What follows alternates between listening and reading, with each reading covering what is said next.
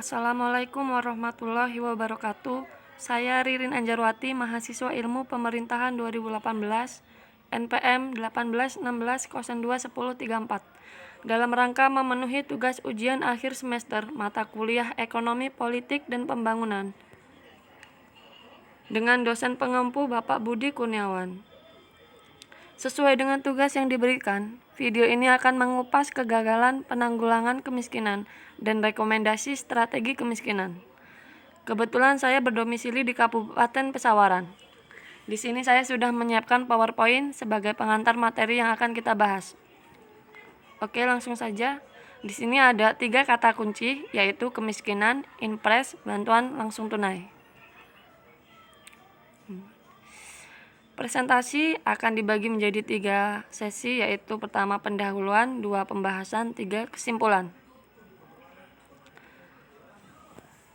Langsung saja, yang pertama, strategi pembangunan yang dikembangkan bangsa Indonesia selama ini adalah bertumpu pada pertumbuhan ekonomi yang tinggi. Pertumbuhan ekonomi yang dianggap tinggi tersebut ternyata tidak diikuti dengan pemerataan distribusi pendapatan pada semua golongan masyarakat, sehingga terjadi trade-off antara pertumbuhan dan pemerataan. Dalam atmosfer strategi ini, memunculkan budaya konglomerasi yang diharapkan akan menghasilkan trickle-down effect kepada lapisan ekonomi di bawahnya. Model ini mendasarkan diri pada pembangunan industri secara besar-besaran. Permasalahan yang timbul adalah tidak berjalannya mekanisme trickle-down effect, di mana mekanisme tersebut sebenarnya sangat diyakini akan terbentuk sejalan dengan meningkatnya akumulasi kapital dan perkembangan institusi ekonomi yang mampu menyebarkan kesejahteraan yang merata. Namun demikian, yang terjadi justru sebaliknya, yaitu tetesan dorongan atau pemerataan ke bawah tidak terjadi. Mungkin sejak awal aturan dari pemerintah tidak jelas, dan juga egoistik konglomerasi, akhirnya yang terjadi adalah ketidakseimbangan pembagian pendapatan dari pembangunan itu sendiri. Dalam literatur, banyak mendefinisikan kemiskinan. Namun pada dasarnya dapat dibedakan menjadi 3 pengertian. Kemiskinan antara lain, kemiskinan absolut, kemiskinan relatif, dan kemiskinan kultural. Seseorang termasuk golongan miskin absolut apabila hasil pendapatannya berada di bawah garis kemiskinan, tidak cukup untuk memenuhi kebutuhan hidup minimum, pangan, sandang, kesehatan, papan, pendidikan. Seseorang yang tergolong miskin relatif sebenarnya telah hidup di atas garis kemiskinan, namun masih berada di bawah kemampuan masyarakat sekitarnya. Sedang miskin kultural berkaitan erat dengan sikap seseorang atau sekelompok masyarakat yang tidak mau berusaha memperbaiki tingkat kehidupan sekalipun ada usaha dari pihak lain yang membantunya.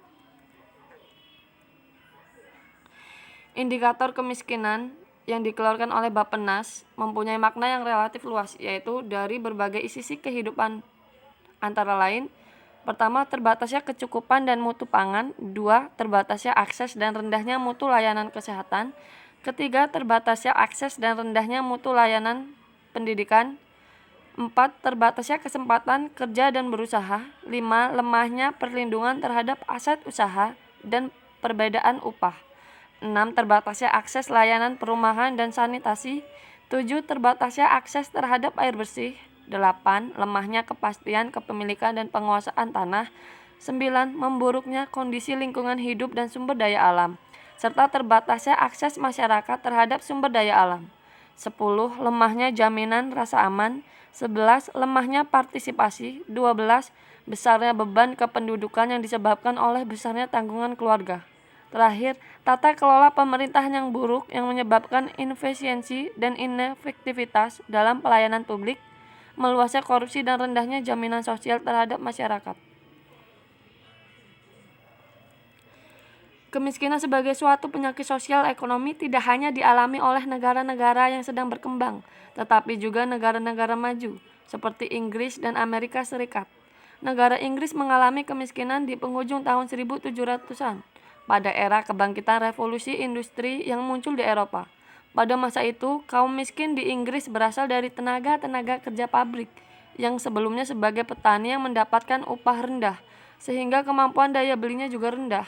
Mereka umumnya tinggal di pemukiman kumuh yang rawan terhadap penyakit sosial lainnya, seperti prostitusi, kriminalitas, pengangguran, Amerika Serikat sebagai negara maju juga dihadapi masalah kemiskinan, terutama pada masa depresi dan resesi ekonomi tahun 1930-an.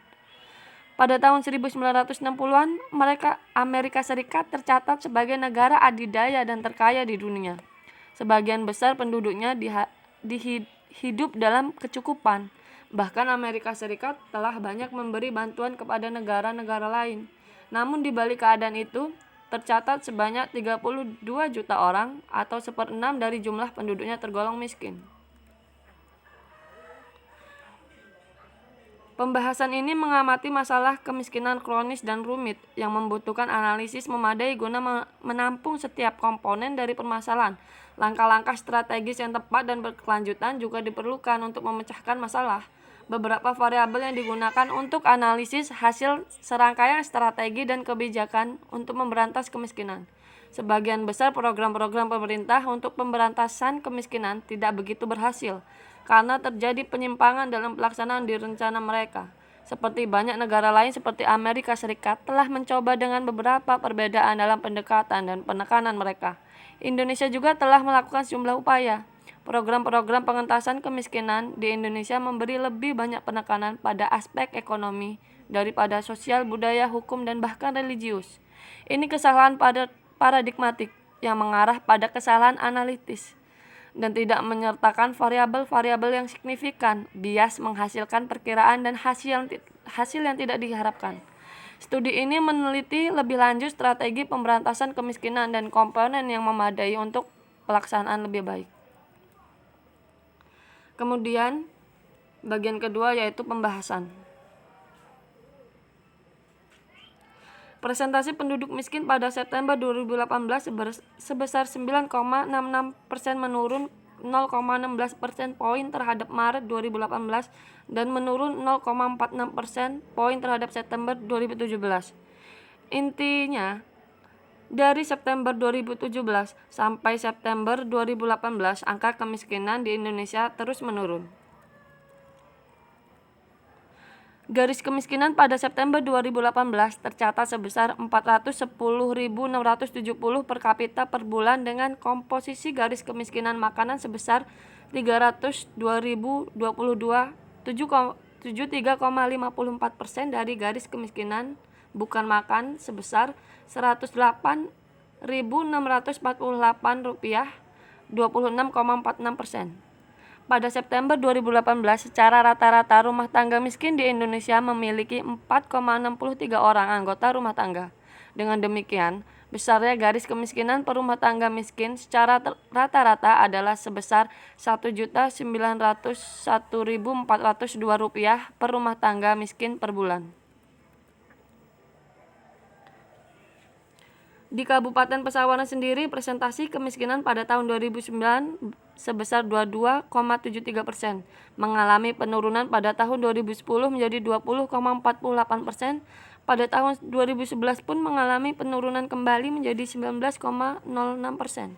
Pada tahun 2012, angka kemiskinan di Kabupaten Pesawaran terus menurun hingga mencapai 18,01%. Dan pada tahun 2013 dibandingkan 2012, angka kemiskinan terus menurun menjadi 17,86%. Artinya dari tahun ke tahun angka kemiskinan di Kabupaten Pesawaran terus terjadi penurunan. Meskipun terus terjadi penurunan, tetapi angka kemiskinan masih tergolong tinggi. Paradigma yang keliru masih berorientasi pada aspek ekonomi daripada aspek multidimensional. Penanggulangan kemiskinan dengan fokus perhatian pada aspek ekonomi terbukti mengalami kegagalan karena pengentasan kemiskinan yang direduksi dalam soal-soal ekonomi tidak akan mewakili persoalan kemiskinan yang sebenarnya. Dalam konteks budaya, orang miskin diindikasikan dengan terlambaganya nilai-nilai seperti apatis, apolitis, fatalistik, ketidakberdayaan, dan sebagainya. Sementara dalam konteks dimensi struktural atau politik, orang yang mengalami kemiskinan ekonomi pada hakikatnya karena mengalami kemiskinan struktural dan politis, lebih bernuansa karitatif, kemurahan hati ketimbang produktivitas. Penanggulangan kemiskinan yang hanya didasarkan atas karitatif tidak akan muncul dorongan dari masyarakat miskin sendiri untuk berupaya bagaimana mengatasi kemiskinannya. Mereka akan selalu menggantungkan diri pada bantuan yang diberikan pihak lain. Padahal program penanggulangan kemiskinan seharusnya diarahkan supaya mereka menjadi produktif. Memosisikan masyarakat miskin sebagai objek daripada subjek. Seharusnya mereka dijadikan sebagai subjek, yaitu sebagai pelaku perubahan yang aktif terlibat dalam aktivitas program penanggulangan kemiskinan. Pemerintah masih sebagai penguasa daripada fasilitator. Dalam penanganan kemiskinan, pemerintah masih bertindak sebagai penguasa yang kerap kali turut campur tangan terlalu luas dalam kehidupan orang-orang miskin. Sebaliknya, pemerintah semestinya bertindak sebagai fasilitator yang tugasnya mengembangkan potensi-potensi yang mereka miliki.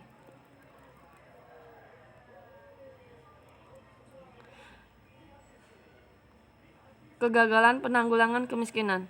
Kebijakan penanggulangan kemiskinan selama ini dilakukan secara sentralistik oleh pemerintah pusat yang diwakili Bappenas dengan dana APBN dan utang kepada Bank Dunia serta lembaga keuangan multinasional lainnya. Sejak tahun 1970-an dengan kebijakan pembangunan pertumbuhan ekonomi yang tinggi, pemerintah pusat menjadikan desa dan sebagian kota sebagai objek dari seluruh proyek yang dijalankan untuk menanggulangi kemiskinan. Berdasarkan kebijakan tersebut, pemerintah pusat menjalankan program-program dalam bentuk menurunkan bantuan kredit, jaminan usaha, dan pengadaan sarana dan prasarana di desa seperti puskesmas, inpres, KUD, dan sebagainya, mengusahakan pemenuhan kebutuhan pangan melalui distribusi sembako yang dibagikan secara gratis kepada penduduk miskin, mengusahakan pelayanan kesehatan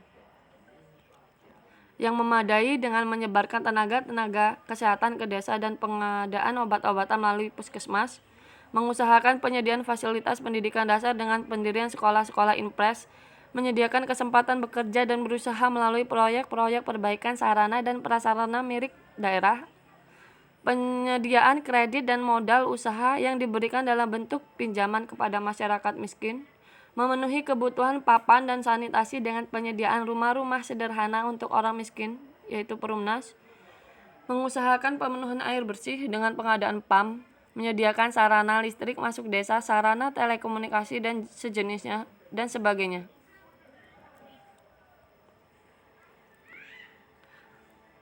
Berbagai program yang dijalankan oleh pemerintah tersebut lebih banyak menuai kegagalan dibandingkan dengan keberhasilannya. Program yang dilakukan masih banyak mengalami kegagalan dikarenakan pada pelaksanaannya terjadi penyimpangan-penyimpangan. Masih banyak program lain dalam upaya mengatasi kemiskinan tersebut telah dilakukan, misalnya program Impres Desa Tertinggal (IDT). Impres ini yaitu Impres nomor 5 tahun 1993 tentang peningkatan penanggulangan kemiskinan. Pada saat terjadi krisis ekonomi yang kemudian berkelanjut menjadi krisis multidimensional, diluncurkan program daerah dalam mengatasi dampak krisis ekonomi (PDM-DKE) yang kemudian dilanjut dengan program pengentasan kemiskinan perkotaan (P2KP) dan lain-lain.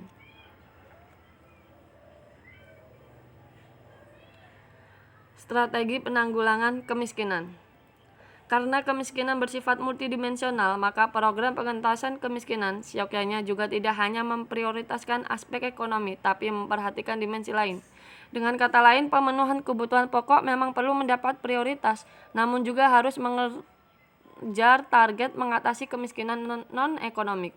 Strategi pengentasan kemiskinan hendaknya diarahkan untuk mengikis nilai-nilai budaya negatif seperti apatis, apolitis, fatalistik, ketidakberdayaan, dan sebagainya.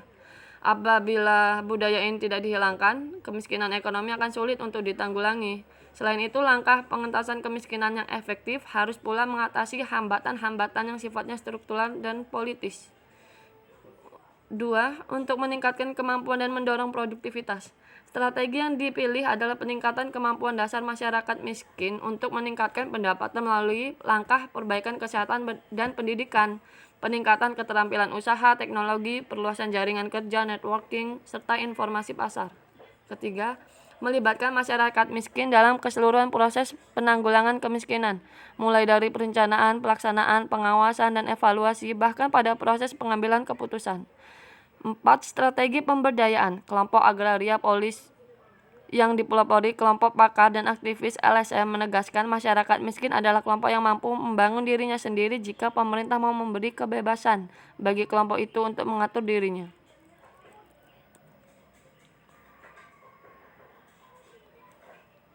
Secara umum, jika ditanyakan program strategis yang dapat dijalankan untuk menanggulangi kemiskinan, khususnya untuk Kabupaten Pesawaran, saya mengutip dari sebuah jurnal ekonomi dan studi pembangunan.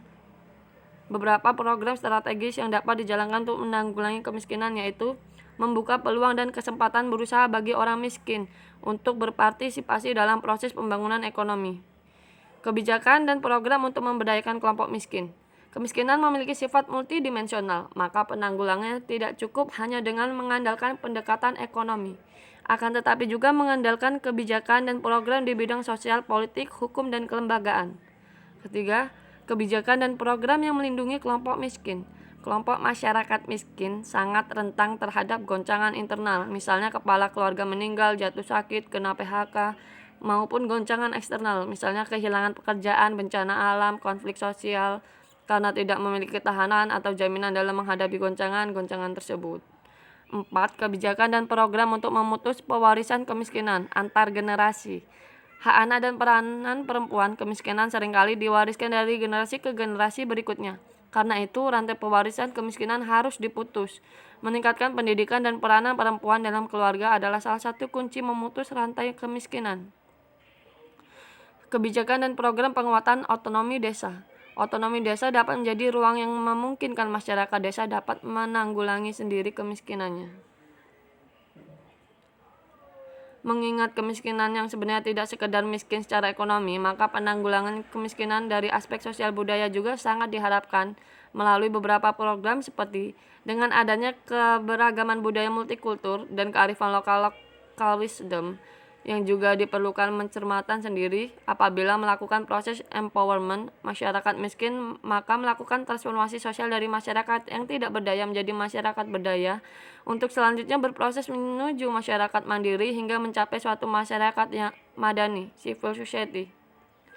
Patriarki menempatkan perempuan sebagai subordinat sehingga terjadi peran dominasi laki-laki atas perempuan dalam ranah keluarga maupun ke masyarakat. Meningkatkan peran keberadaan para elit di masyarakat dalam sebuah kultur yang paternalistik adalah sangat berpengaruh dalam hubungan kemasyarakatan dan memiliki andil besar dalam kebijakan pembangunan arah desa.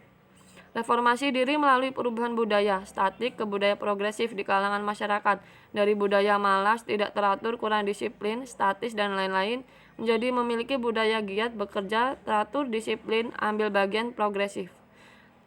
Morisama mengemukakan keberhasilan pembangunan ekonomi Jepang terjadi sebagai akibat dari ciri-ciri Konfusianisme yang mengajarkan umatnya loyal, nasionalis, dan kolektivitas sosial. Mengembangkan nilai-nilai budaya bangsa yang luhur pada sisi nilai dasar dan komposit kemajuan.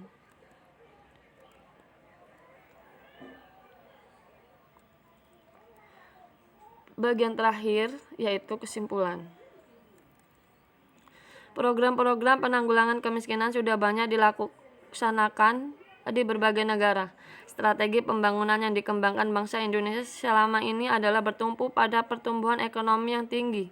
Pertumbuhan ekonomi yang dianggap tinggi tersebut ternyata tidak diikuti dengan pemerataan distribusi pendapatan pada semua golongan masyarakat, sehingga terjadi trade-off antara pertumbuhan dan pemerataan.